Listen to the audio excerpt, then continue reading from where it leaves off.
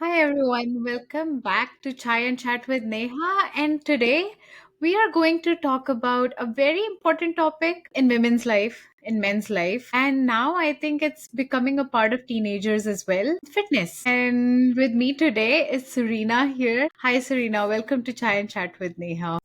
Having me here. Of course. And could you please tell us a little bit about yourself and what you do? Yes, sure. So I'm a certified nutrition coach.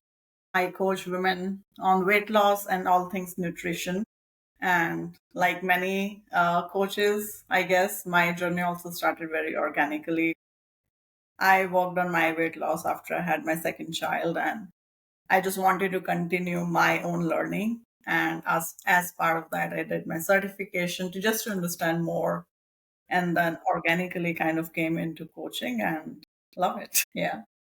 It's nice. So we can say that your kids inspired you to. Yeah. So thing was I was always a very slim person. Okay. Never had to work hard, I guess, to maintain that look. I was active, but for just like dance is my passion. So I would do things like that, but not from a perspective of thinking long term, your body needs to be strong, this and that. Like I guess many people in their 20s. Now I think it's changing and I hope it changes. I wasn't thinking that way. And it's like when you have your own schedule with kids, you cannot have that kind of freedom. Once motherhood came, there were suddenly my priorities shifted. There was a very lack of time available to do things randomly, I guess. And sleep for me was the biggest change, I would say. And it just messed up, I guess, everything with my daughter, actually, who's my firstborn. When I was breastfeeding, I did it for almost 15 months. I just continued to lose weight. Of course, being with a science background, I understood why that was happening because I was burning more calories with the milk production, but I didn't pay attention to what I was eating or how I should have used that time to kind of get into good habits. So I was losing weight. I was fine because my goal was okay, I'm fitting back into my clothes. I'm looking thinner. People are complimenting me. And I was almost back to my pre pregnancy weight. And my plan was to continue breastfeeding her longer and had to stop it suddenly, kind of. But because my habits weren't aligned, I gained weight a lot. Okay. I had a lot going on in my work life at that time. So I went into a busier work schedule, longer commute time. So I genuinely didn't have time. But second time around with my son, I knew what would happen. So I was, even when I was pregnant, I was like, okay, I have to do it systematically. I have to do it the right way. I don't want to crash diet. I do want to have good nutrition so that I can maintain my milk supply. So I actually hired a coach while I was still pregnant because I was like, I Okay. have to do this. Like my goal was to start 3 or 4 months postpartum, and I did at 4 months postpartum. I lost weight, gained the actual understanding behind how you're balancing while you're still breastfeeding, what to do when you stop. So I was at a much better point, and I continued losing weight after I stopped working with the coach also. Of course, fluctuations have happened. I lost all the weight I gained with my son, but Okay. I'm still not where I was in my early 30s. So that journey, I guess, continues. But now there is this understanding that there's never a goal. It's a journey and you continue on it. Yeah. Of course. And uh, how has your journey evolved during all these years? Like prior to kids, then obviously with one and two, you have touched on it little bit, but how it has evolved. Yeah. So I think it wasn't intentional, but I think it's kind of conditioned in us somehow that the way you're looking matters. And because I looked thin, I never actually paid attention to all these things like we should lift. I was running, I think I was doing cardio, but that also I started little bit late, like I would say in my late 20s. I started it, but there wasn't a concept of pay attention to how much protein I'm having, or it was just like, yes, it's working. I have the energy to run, so I'll just go run. And running was also not like a goal. It was just that, okay, I will do every other day, I will run. If it happens, it happens. It doesn't happen, it's okay. But with my daughter, after seeing, like, I have now seen the importance of sleep. I'm naturally someone, if I get continuous, like say 6 hours, I'm usually fine. But with kids, it was never possible. Like my son is 3 now, and he's beginning to be where I can kind of rely on a good night's sleep. But then that broken sleep would make me not function well. So I have now realized the importance of sleep. I have realized the importance of when you're not getting sleep, how much sleep hygiene matters, because I cannot control how well he will sleep and will let me sleep, but I can control what I'm doing 2, 3 hours before I go to bed. So now I see clear difference, or I notice clear difference between when I'm on my phone or on laptop right before going to bed versus if I'm reading a book. It's a clear difference. So I do pay attention to that. Biggest factor for me, I guess, has been thinking about the longevity of what I'm doing. Uh, Hmm. how will I feel when I'm 50s or 60s or beyond versus how I'm looking today? So I'm much more comfortable with my post motherhood body, I guess, versus how I was initially, if any, because I was so in my mind, like everyone has always seen me like as a thin person, and they're going to comment on my weight. They're going to say things when I go to India. People are going to be looking at me after at least 1 year, and they're going to comment on my weight. And yes, people do comment. But now that I know that I'm putting in the work and I am okay, like I'm not saying people should go and comment on anyone's weight, but personally, I'm okay if people will randomly say, "Oh, you need to diet. Why are you eating roti? You should reduce this or that." I'm Sure. fine with that. Like, okay, thank you for the advice, and I'm fine. So I think that Right. for sure. Right. And I think personally, and this is where I evolved, and this is what Chai and Chat is all about, being raw, right? People would obviously like whatever they want to say, they would say. But, and this is very crucial time, obviously, for mothers, right? Right after, because their body has changed, their mental state has changed, the hormones are everywhere, Yes. right? And I think as a society, this is what we need to learn, right? Being empathetic. I mean, coming when we were back in our country, things were different. We didn't know better. Now we are out of that place, right? And we know much better now, given that, the circumstances and what we go through. And I think with age comes the maturity as well. So, what I feel as a society, like we should nurture the idea of being empathetic to the new moms. I mean, everyone will gain weight. I mean, losing and gaining is part of life and it's okay. I remember Vidya Balan was talking about it when people used to come to her and they used to be, oh my God, wow, you lost so much weight. And she's like no hi, no nothing, but like the very first comment. And I think personally I wouldn't take it as a compliment too, and I really liked how what she said, right? It's like, okay, like that's not all what it is to me, right? Like I've wait, not lost my weight. exactly, like losing weight, gaining weight is part of life and that's okay. And I mean, we are producing a baby, I mean, for God's sake, when we are producing a project, that's a big thing. Producing a baby, like I think we should make it a normal thing. And like empathy is what we need around like bodies, be it men body or women body. Like, I mean, there are two different instances, but still, like losing weight or gaining weight should not be a discussion, is what I feel.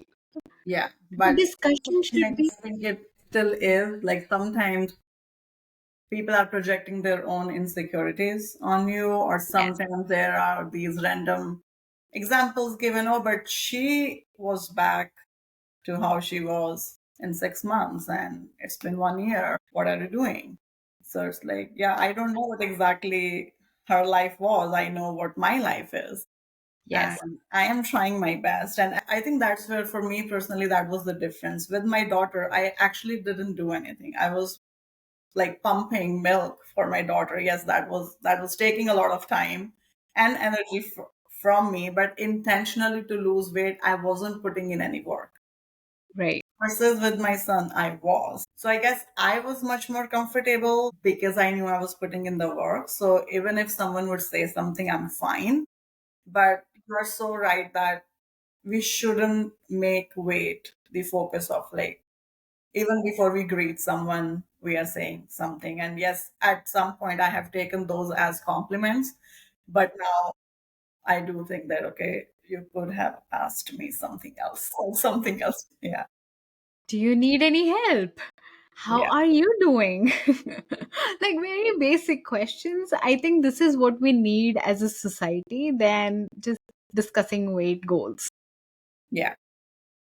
right? I feel like being healthy should be the goal rather than I lost 10 kgs. I mean, we stop eating food today, we'll lose 10 kgs. It's not a big deal. Yeah. Losing weight, yes, it's difficult. I'm not saying it's not difficult.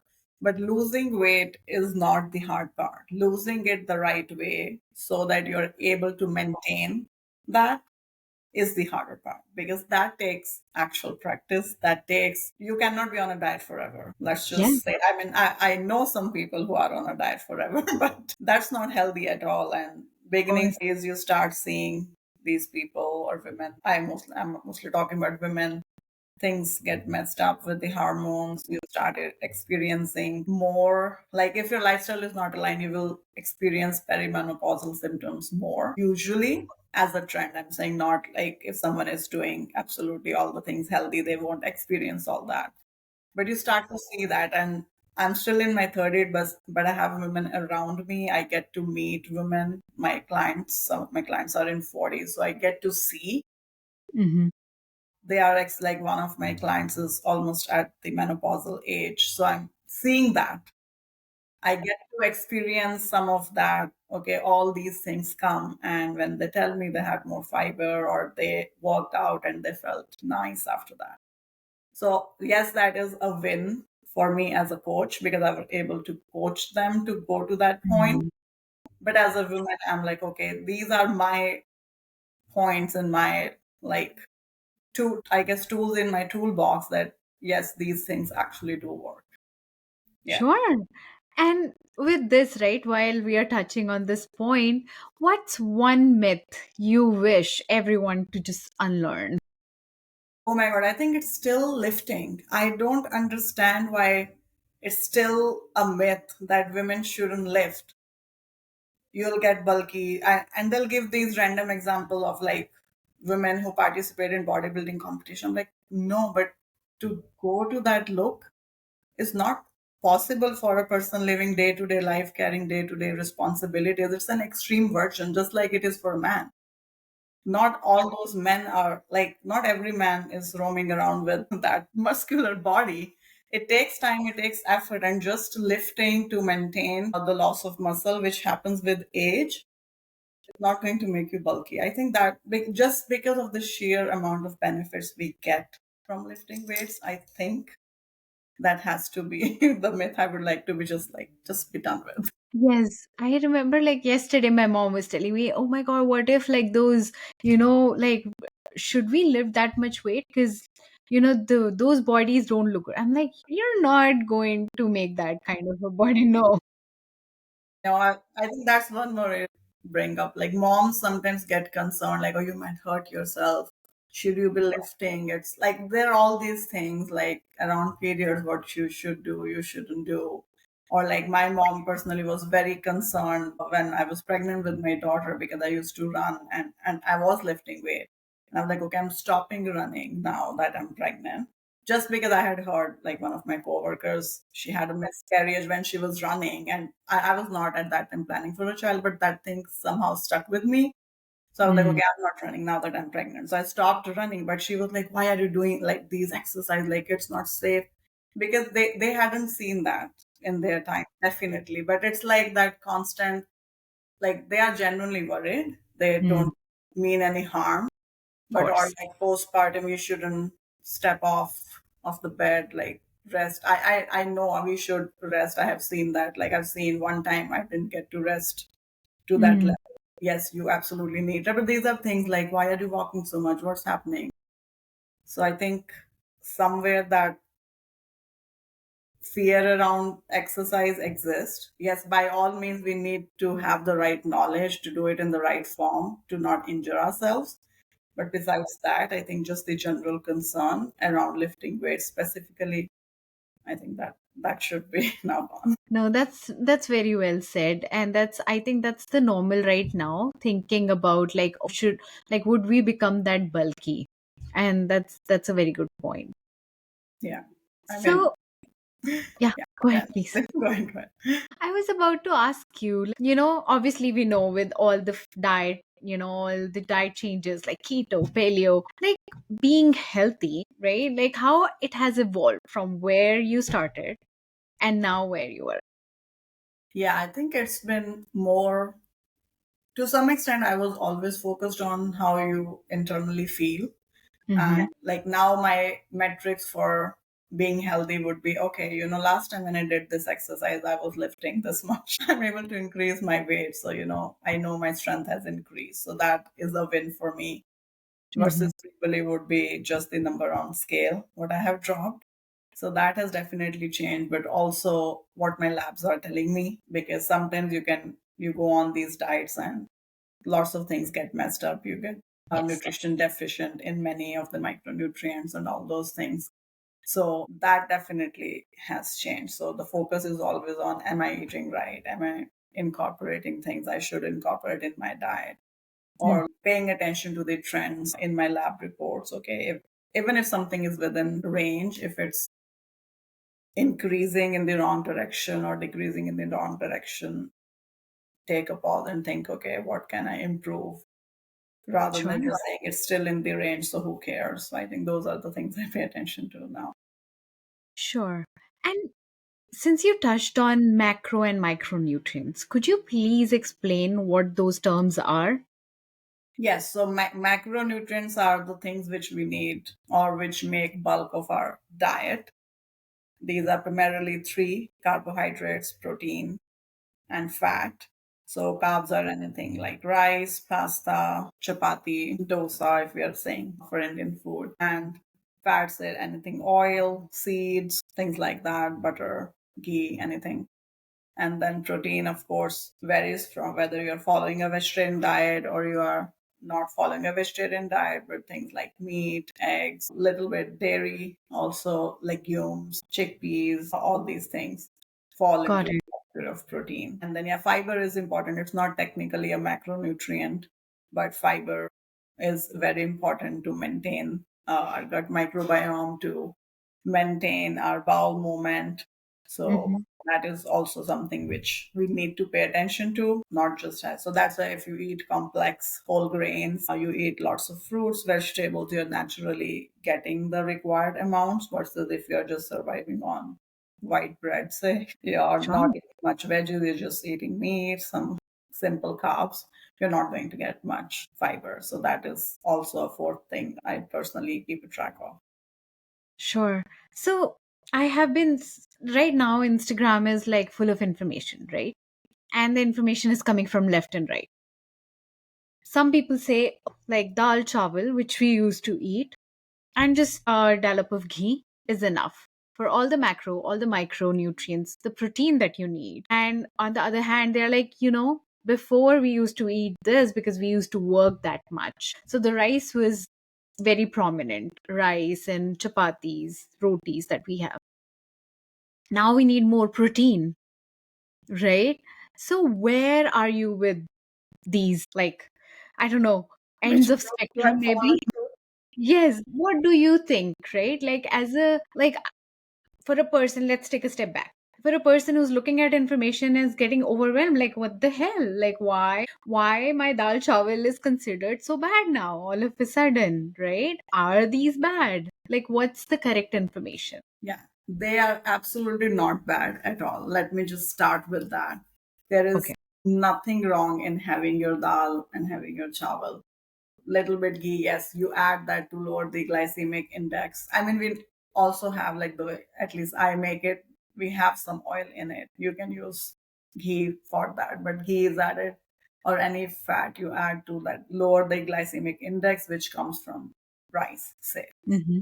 But dal, which used to be considered, yes, dal has protein, is not to the quantity which a fully adult, a grown up person might need. So a typical bowl of rice will have anywhere from 6 to 8 grams.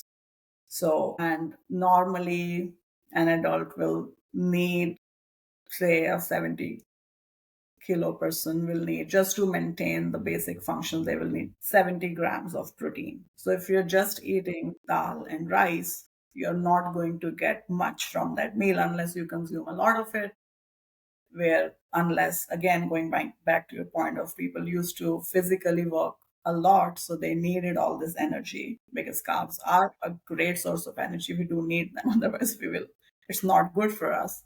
So they would somehow manage it that way. Now we have sedentary lifestyle. Many people are sitting, so they're not even walking, which would happen, say, by working in a field. You're lifting things, so to some extent you were naturally getting all that, right? You're lifting heavy stuff, so you didn't have the need to go and lift dumbbells. You didn't need to do that. So you were doing all that. And now, with mostly jobs where we are in front of our computer, we are not even walking. Many times people are not even getting 3,000 steps in a day. So you can imagine how less they're moving in a day.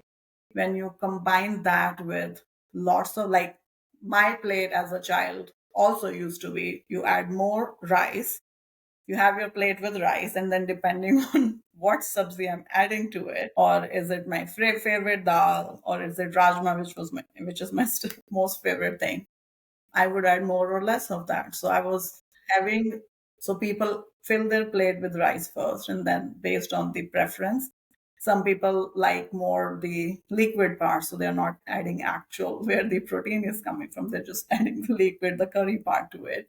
So it depends, right? So it's changing. And that, with today's lifestyle, is not aligning to where we should go as a nation. I'm talking about Indian people. We are protein deficient. Where things I think are going wrong is there is a group which is absolutely that you need to take protein powder, or you need to Hmm. have tofu. And many people are used to eating the way they have been eating. So they're like, why? And there is that fear mongering of, oh, you're eating dal. You think your dal and rice is enough, and it's not. And then there is that confusion. Like, if you open reels, within 10 reels, I think you will get 10 different ideas of what you are doing wrong and what you should be doing. And that's where that conflict is coming from. Many people are saying processed food is bad, which is true. Protein powder is processed, depending on which brand. Yes, protein powder can be not good for your health, because if you are having a protein powder with lots of artificial things added to it, even if it's giving you protein, overall it's not going to be good for your long term health. Versus if you go for a clean brand, they are sourcing it the right way, it's actually more protein, it's not filled with sugar or fillers or anything like that, then that protein powder is helpful. Now, does everyone need to have protein powder every day? No, I also don't take it every day. But being a vegetarian, I find it as an easier supplement Okay. to have in my diet to maintain my protein. Some places where I quickly use it is if I'm heading out to a party, I'll just have a protein shake. I know, because then I'm not relying on the host providing me with a balanced meal. I'm not controlling their menu. So I'm just quickly taking that, sometimes even in the car, and it's fine. You're full. Full meaning you're not super hungry when you go there, and you are able to make wiser choices rather than you're starving, you go and just fill your plate. So I'm somewhere in the middle, I would say, where if someone says, I don't want processed food, or I don't want to take protein powder, I don't force them to take protein powder. I do educate them, like, okay, if you are eating idli and sambar, it's giving you this much protein. Your body needs this much protein just to maintain your basic wear and tear. And on top of that, if you're adding workouts, it's actually going to need more. So I make them see that calculation of, like, Okay. where do you think from the foods you eat Mm-hmm. And with your goal of being in a calorie deficit to lose weight, where do you think you can add from your existing foods that you love to eat, you are already eating? And this is the gap, and how do you think we should cover it? And it's still up to them whether they want to have it or not, but I definitely don't think that rice and chawal are bad at all. Sure. And you have touched on it just now that you talk to your clients, but food is something that people have emotions related to it, right? If I talk about myself, I'm from the northern India where kadi chawal, rajma chawal, and I remember there used to be like green chutney and like some salad along with it.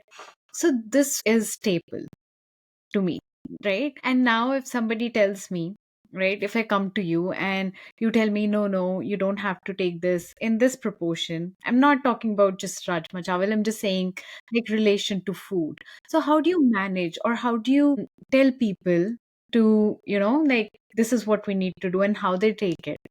Yeah, How you so we have to start where any person who is beginning their journey or is restarting their journey is at. So Mhm. I don't expect, even when clients say like it is in my coaching thing that you will get your meal plan in first week when we start working together. But I say by no means I'm saying that you have to adhere to it, or I have no expectation that you're able to adhere to all this, because this is, if you want to do it, yes, you have this document available, but we will start one meal at a time, or if even that is too much, we can start with one snack at a time. That's how my approach is. And I'm very big on bite-sized strategies, because when I personally started my journey, I absolutely didn't have the time to make any major changes at all. So that has become my mantra. If whatever time I have, if I have time, Mhm. something worth 5 minutes, rather than thinking I don't have 30 minutes, which I had planned for. So let me not even do this 5 minute action. I will go and do that 5 minute action. And that's how I look at all this. So everyone has preferences. I have preference. You mentioned Rajma Chawal. Yes, Rajma Chawal is my favorite too, being North Indian. But also something else which I truly like is just that achari aloo sabzi with. I love it. There is absolutely nothing balanced about it. It's a fried item. It's filled with carbs. There is no to maintain that taste. I don't want even any modifications with that. So am I going to have it very often because I love it? I mean, I can have it, but with the education and understanding and goals I have, I don't have it every time. But when I'm having it, I don't want to think about whether my meal is balanced or not. So it's totally okay for you to have meals which are not fully balanced once in a while. But Mhm. for the other, so something has to change for things to change. If you truly want to make a change, you have to do something differently. Otherwise, you're still going to get the same results. So for me, if the focus is, if I want to have Rajma Chawal, yes, I can have that. I'm going to adjust my portions of Okay. more Rajma, lesser rice, because I at least used to do it the other way. And I've seen with my clients is usually you add rice first. So I'm going to change that, because with more Rajma, you're going to get more fiber, you're going to get more protein. Rice, mainly I look at it as carbs. And then instead of regular dahi, I would take Greek yogurt. For me personally, that is the easiest way. Okay. Something with high protein, or many times I have shell edamame in freezer. I just take those out, microwave them, add a little bit chaat masala. It's still giving me a good taste, and I have that. So I always find quick ways to add a side of protein rather than making elaborate plans of, because many times life is busy despite your well-intentioned plans and meal plans and having things available also prepped, things go here and there all the time. So that's how I look at it. So, and then another mind trick which I use for me is, if there is some meal I really like, but I'm balancing it with something which might not like so much. So I eat Mhm. that first and I keep the best part for the last so that then I'm completely savoring that taste. So those are the things I use, and those are the things I suggest to people. And always we try to find foods which they love to eat and adjust those portions accordingly, rather than introducing new things first, which even for Like our brain is too much to take that you're asking me. Like all Sure. this is very new to me. So we need to give our brains time to actually rewire and make it a habit. So if you pile on too many changes, which we can do to a certain extent when we are super motivated, but the minute life gets in the way, we will tend to go back to our old patterns. Yes. Go slow if need be, if that's what your lifestyle or like your busy lifestyle allows. Give it enough repetition so that it becomes a habit and then you don't have to think about it so much. So that's how I approach meals for myself, and that's how I approach meals for my clients while introducing all these. Like I like to educate them first. Hmm. So like this is what we are doing. Yes, you can do this, but what will happen when this situation comes? Or if you want to try, yes, try. And then when like many times they'll be like, oh, I was not doing enough or I didn't do enough. Or okay, like let's go through it. Did you really have the time to do things or you were actually busy, right? So because it's as much as it's a physical game, it's a mental game also. Yes. It's completely your mindset, how you think about yourself, how much grace you're giving, and also on the other side is was it truly a reason or was your mind just playing tricks on you and using excuses as real reasons? So I think that's where a coach can help, like look at our blind spots and look at things from above when we are too busy down here living our lives. Where like one of my clients had, so she was caring for her mom, Mm-hmm. she was preparing food for her, driving to her house to give her food. And she was like, I don't have time to eat to make lunch for myself, so I end up snacking. And I'm like, okay, so how about when you're making food for your mom, you just make a little bit extra and either keep that in the car with you, have it on the ride back home, or just have it in the fridge. You come home before you pick up kids, you have it. She was like, "Oh my God, why did I not think of it?" Because I was like, "Because you are worried about your mom. So you don't have the mental bandwidth to do that." It's a very simple thing, which anyone one would say, "Of course, it is so obvious that you can make extra and eat it," but not when you're handling your kids and working a full time job and looking after your sick parent. It's not really. Right. So, yeah, that's my approach. Awesome. And what are your tips? I know you have given couple tips in the middle, but what are your quick tip, for food prep and like a quick meal so that the mothers who are either new mothers or who don't have time working full time and also handling can help, with the tips that you'll share. Yeah, I think meal prepping is one of the biggest things we can do for Yes. ourselves. Just taking few minutes on a Thursday or Friday, whatever day works for your schedule, whether you grocery shop on a Friday or you do on a Saturday, just the night before, just think of what meals are you going to do. Like when I first started doing this, it was just the regular how I was used to eating. And then I would write it down. Okay, so now where am I getting my protein in this meal? Or how am I going to incorporate more fiber? And then I would think of those additional things. So I'm not writing down how much I'm eating, right? I'm just writing down this is what we are eating for breakfast, lunch, Okay. dinner. Sometimes with kids now things are slightly different. Like if they're going to school or if we have made something which is spicier, we will have some different options for them. But overall it's for the whole family. Like I'm not making separate things for myself, but I am adjusting for like what I'm having for protein. So sometimes that might look like I'll get tofu and just air fry it with some seasoning and have it in the fridge. Sometimes it will look like when we are making, say, chickpeas, like in a curry, we will keep some separate for just to be like just boiled separate. Or many times I tell my clients, if you don't have time to do all that, just buy a canned, right? Rinse it, have it.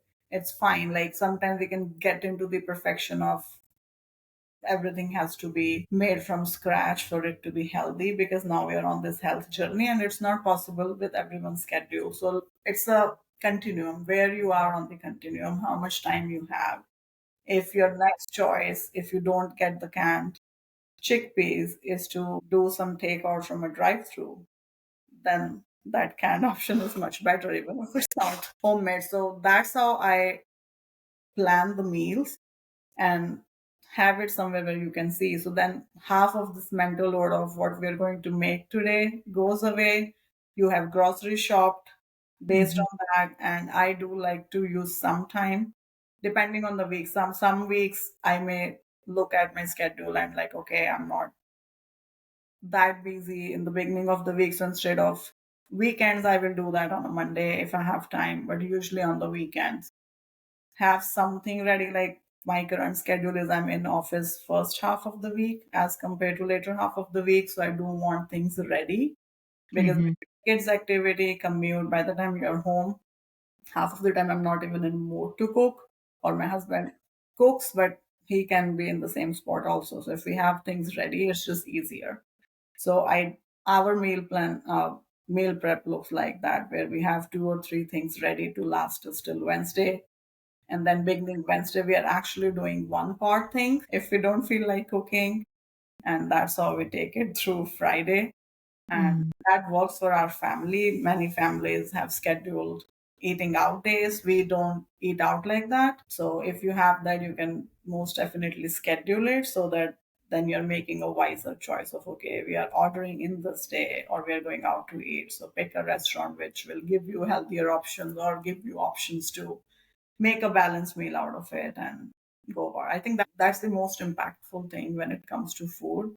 Just Okay. doing a little bit of planning, even if you're not prepping it, even if you want to make fresh every day, just Mhm. thinking of what you want to make, how you're going to balance it, and bringing all those ingredients at home. Yeah. Okay, and what do you eat in a day? Like how do you so let's say you said you go to work, right? Half of the week and the rest of the week you're at home. So how do you manage, like how you're eating in those days? Yeah, so the days I'm in office, the easiest thing for me to carry for my breakfast is just overnight oats.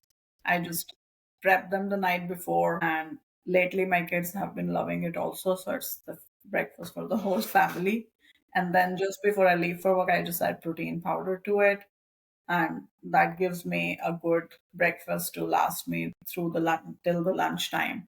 I get lunch at work currently, so I just pick like salads and make them balanced with either a tofu option, or we do get Greek yogurts at work also. So I just that's like Greek yogurt is one of the easiest things for me to carry to make balanced protein portion with. So I will grab that, and at home, as I mentioned, we have usually things prepped, but we do like to have some form of either paneer or tofu or anything with like chickpeas, rajma, dal. And then if it's dal, then we are adding something else to it. Those are the basic meal. Moving later into the week or when we don't want to cook, the easiest thing I like is protein pasta with lots of veggies. It takes no time to cook. It's flavorful and you can make it 2, 3 different ways if you want to.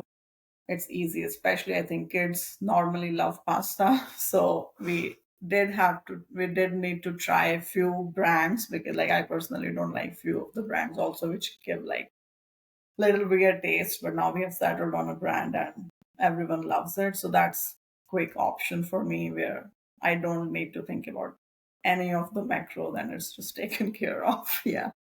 Sure. And how do you stay motivated? Like, let's say, obviously, with work, right? Many women are in the same boat. So, how to manage that motivation part, like, even with your clients to work out at that point in time? Yeah, I think first thing we have to accept that we are not going to be motivated all the time.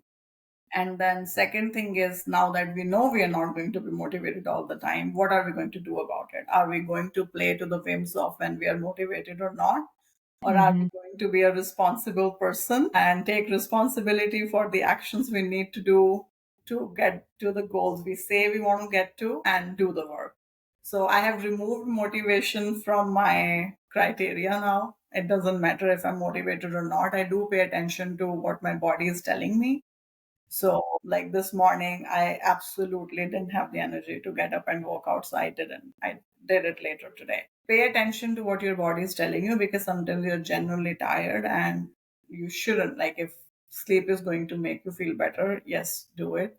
Look at your schedule, because specifically with people who are working, there are going to be days when it's either meeting heavy or mentally it's going to be a heavy day. So look at normally where you will have more mental bandwidth and more time to focus on, say, workouts. So personally for me, the days I'm in office, I know it's very hard for me to get time to work out, because I have a longer commute, so I start early. Like I start for office at 6:30. I wake up at 5:30 to do a workout. It means I have to wake up even before that. And I Right. don't wake up that early, because by the time you're done with work, you're home, like you're tired. Like I want to have some energy and some mental bandwidth to then have good family time also. So I don't schedule anything for those days. I'll just focus on doing my steps. So it's like going for a walk, whether it's like kids are playing and we are walking nearby, that's fine. So that's like my bare minimum kind of days. But that means on the days I'm not going into the office, I have to take full responsibility and do my workouts. So my workouts are usually between Wednesday to Sunday. Then if earlier it's like, oh no, but Saturday, Sunday are the days when, we can sleep in. So, but now I count them as excuses for myself. Like, okay, you're taking days are going into the work. I was like, I cannot get up early. So I have a schedule now which works for me. And for everyone, it's going to look different. Sure. If you absolutely need that full day of recharge where you want to sleep in, yes, take that, but then also make a plan of where you're going to fit it, and don't go too harsh on I have to do 5 or 6 workouts. See Okay. what is manageable, right? If 2 is what you can consistently manage, first focus on those. Do those consistently. And when you get into the habit, your body naturally craves then more movement. And then it's going to push you like, okay, I can totally add this third workout. So Okay. it takes time to get into that spot, and Sure. you have to be truly consistent to get into that spot where your body is asking for it. And it takes time. So just give yourself that grace of time, that grace of that, yes, life is going to happen, but don't think if I've ruined one day, there's no point of picking it up the next day. Pick it up next day as if nothing has happened and just continue. That's how you're going to do it. Otherwise, waiting for the motivation is not going to happen. Yeah. Got it. So, with this physical aspect of things, right? Like we have a mental aspect as well, right? Like where people look at themselves and, the way they talk and the stress they go through during this transition. How do you manage that with your client?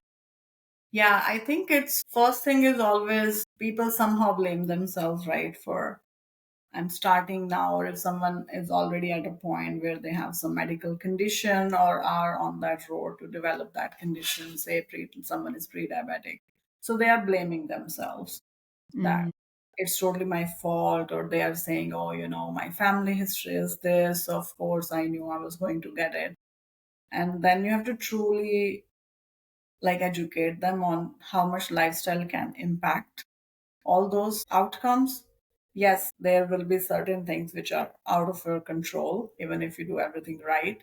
But most of the things, most of these metabolic diseases are lifestyle, outcome of lifestyle. So rather than getting stuck off what you didn't do in the past or what your family history has been, focus on what you can do today. I think that's the good starting point. Okay, just focus on today, because sometimes looking ahead of where you need to be can be very overwhelming. So it's truly one step at a time. And some people are very, I mean, rightly so, they are like, okay, so what are we going to do in a 3-month program? And this is what I want to do. Yes, thank you for sharing your goals. And yes, we can absolutely break them down. mhm. If you want to lose these many pounds in these many weeks, this is what you need to do every day. Do you think this is manageable? And sometimes they will tell you, no, I don't think I can do this much workout, or I don't think I can maintain this high calorie deficit. And then you Mhm. bring them back. So it's like rather than me telling me, no, no, no, it's not going to be possible, and they'll think I'm just not being a good coach, or why am I doubting them that they cannot do it? Share with them, educate. So education for me is a big part. So Okay. If you start, just think of today or say a week if you want to be in a little planning mode, and just do that. And sometimes we over assume our capabilities, sometimes we under assume our capabilities. So Sure. see, okay, I thought I could do this much, but I actually had time. It means I set the bar a little bit lower and I can go a little bit higher than this. Or no, I tried doing this for 3 weeks and it's absolutely not happening. It means it's not working with my lifestyle. Mm. So, do I have the capacity to change some things in my life, move some things around, delegate some things? If not, then I have to reduce it. So, it's like someone I was talking to one time, and they were like, oh, but I don't have the time, and it's this and that. I was like, okay, think of it. If you are absolutely, you just keep going about your life, time is going to pass anyways. Mm-hmm. So, rather than that, if you think like losing half a pound a week is not much of a goal, and you do that for 6 months, you have still lost so much weight compared to if you just keep waiting for the next 6 months to have the right time to Sure. start working at a pace which you think you should work at. So I think doing those comparisons, it's a mental game. Yes, someone can come in and show you that, but in the end, you are the one putting in the work. So Mm. some people are very like list, you give them the list and they're going to follow it to the T. Some people get overwhelmed very much. Like one of my clients, she kept saying sorry for, like, she was sick and she couldn't do things, like I'm so sorry and you must think, and like she had recently like started working with me. I'm like, no, like you're sick, so what am I going to tell you? Like go work out? No, like you're sick, like you cannot move your body, you have Right. energy. So giving yourself that compassion, but also then Mm. understanding that it's going to take some action on your part. Like it's not that you hire a coach and you're going to lose weight. You have to do the workout. You have to go somehow, whether you are hiring someone to cook for you, or you are taking some help from your partner, or you are doing something. You are swapping, going out for an outing to prepare, do some meal prep on a weekend. You have to make some changes. And that Mm-hmm. can be sometimes the hard part to understand. Sometimes the blame can come on the coach also. But it's here, right? I think it starts here. Somewhere you must get a thought of, I have to do something about my health. So that's why you are doing this research, you're talking to potential coaches. But then Mm-hmm. you have to understand this will continue. Like you have to play that game because your mind will tell you many times to stop because you're entering rather unfamiliar territory. It's not comfortable at all in the beginning. Like Right. I started, I have never been a good runner. I have never enjoyed running like how some people just love to run. They can just go miles and miles. I'm not that person. Yeah. Same. Running is one of the cardios which I can do a little bit consistently. So I have to plan it in my mind and I have to give myself a pep talk sometimes. And my speed is horrible, but I'm like, okay, but think of it this way. You will at least get your steps done. You will get your steps done in a lesser time. You will boost your cardiac health a little bit more than if you're just walking. So I just give that pep talk. And I think one more thing which I didn't mention is how you talk to yourself, to you Mm. about yourself, right? If you keep saying, I'm lazy, oh, I do say that also, that I'm a very lazy person if it's not for health. But I say that from like how some people are very outdoorsy and they want to go out, enjoy their life. I say if it's not for my health, I wouldn't be bothered sitting at home and just doing like leisurely things. But I say it from that. But sometimes people are like, oh, I'm a foodie. So of Mm. course I love eating food. It's totally fine, but that doesn't mean if you're on a health journey, you're going to give up eating food. You're just going to modify what Sure. how you're going to approach food. I at least don't tell people to give up any of their favorite foods. So you just have to learn how to incorporate that while still progressing on your goals. So yeah, talk to yourself in a kind manner and don't label yourself negatively or like, because when you say am, whatever you say it, your mind is going to want you to act in that way because you're telling Sure. your mind, this is what we are. No, that makes sense. And that's what we have been seeing, right? It's more of a mental game than more of a physical game, right? Once I've noticed, once I'm out and about, like then I feel like, okay, now I can do the workout. But once I'm like, oh no, I don't feel like it, then obviously, like I'm sitting at home. And also listening to the body signals are very important, like how you said, because I don't want to like make myself feel so miserable just because I wanted to go to the gym today. Yes, exactly. Yeah, you have to live your life also. Right, right. And what should those women or people do that, who doesn't have gym around them? How should they start looking into the fitness journey like from their homes? Yeah, so luckily there are many free workouts available on Okay. YouTube if you want to. If you have not dabbled in or done any sort of strength training, I do tell people to make sure that the form is correct. So do it somewhere where you have access to a mirror and you are looking at a video which is explaining you the form. So then Okay. you can look at yourself in the mirror and look at what that coach or trainer is doing. But if you have some budget, I would say like when we go to even like all the common gyms, they do give one intro session free, right?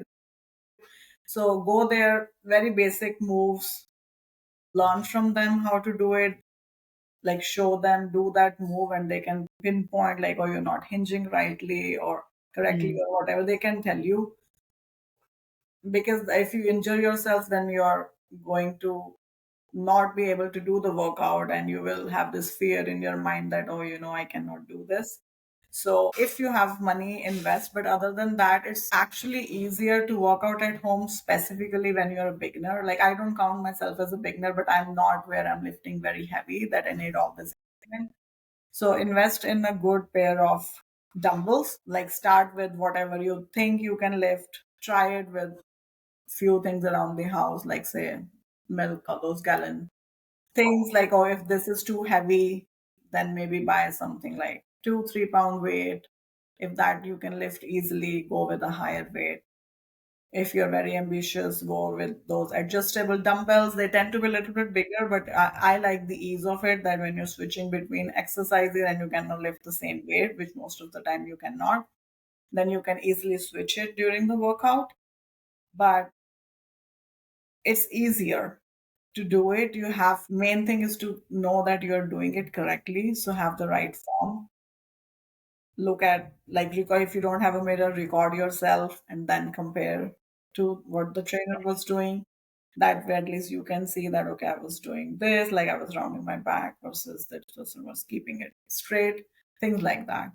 And you can do it. Like I can go to a gym, but now I like it better. So over the time we have accumulated things in our home gym. Like we didn't start there, but we have like treadmill, we have a bench, we have quite a few dumbbells at this point, like adjustable, two types of adjustable dumbbells. Some from when I was a student, I think I had bought some dumbbells. Those are still with me. And get a good mat so that you Mhm. can lift comfortably, like have a cushion under your feet, things like that. And I just go on YouTube and search for workouts and just follow. But whatever you're doing, like follow it consistently, record your progress, Sure. because over time you want to progressively overload. So either increase the reps or increase the weight you're lifting. And if you want to do nothing in the beginning, just learn the form. Your body weight is perfect to start with also. Yeah. Awesome. And before I let you go, you have given such amazing information today. So, if somebody has to connect with you, right? So, how do you work? Like, do you have a subscription model or like, how do you? So people can find me on Instagram. I'm at Fitness in Bites.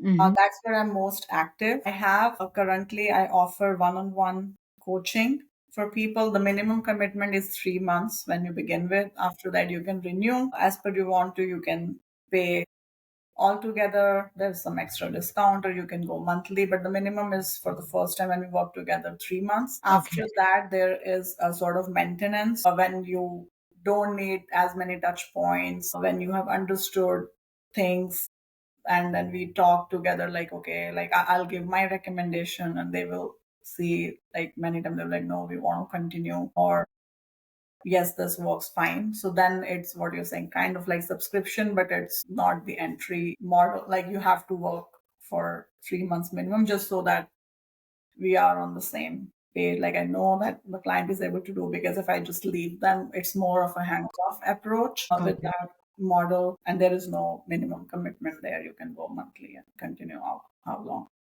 you want. Awesome. And they can basically, in those 3 months, they'll connect with you over the Zoom calls So we or, have the option of weekly or bi-weekly live call. Yeah, it's virtual call. But then throughout the time, we have touch points through chat. You can reach out to me anytime during it. And sometimes I've even hopped in for like a quick 10 or 15 minutes if I feel that's easier than okay, going back and forth just over. explaining over Yeah, text. if we are at some particular topic or something, I provide educational resources throughout, depending on where we are with the client. And yeah, so there is support available, and there are options of daily check-ins for the action items we talk about. There's option of weekly check-in, and yes, we will talk when we connect live also. Awesome. That was such an amazing and very informative talk we had today. Thank you for sharing all the golden nuggets that you did today about health and mental health. And yeah, hopefully, this could help some people out there to start their fitness journey as well. Yeah, no, thank you, Neha. And you asked very good question where it's, I think, on everyone's mind, or most of Mm. people are thinking about these things. And it never hurts to just go do some research and get out of this noise which we have on social media a lot. So I hope this podcast help people with some of those answers. And yeah, thank you. I had a great time chatting with you. Okay. Thank you, Serena, for being on Try and Chat with Neha. It Yeah, was really nice talking to thank you. you. Bye.